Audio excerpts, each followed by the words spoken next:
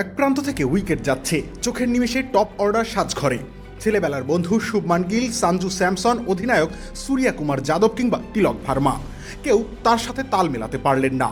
আসলে অভিষেক শর্মার সাথে একই সমান্তরালে হাঁটা সবার কর্ম নয়। প্রথম 6 ব্যাটারের কেউ যখন 100 স্ট্রাইক রেটেও ব্যাট চালাতে ব্যর্থ হন, তখন অভিষেক শর্মা চালালেন তাণ্ডব। বড় একটা সময় 200 স্ট্রাইক রেট রেখেই ব্যাটিং করলেন, মাত্র 22 বলে পৌঁছে যান হাফ সেঞ্চুরির মাইল ফলকে।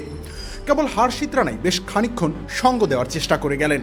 ষষ্ঠ উইকেট জুটিতে দুজন মিলে 56 রান যোগ করলেন। এরপর আবারও ডুবে যায় ভারতের ব্যাটিং। শেষ 5 উইকেটের পতন হয় মাত্র 20 রানের মধ্যে।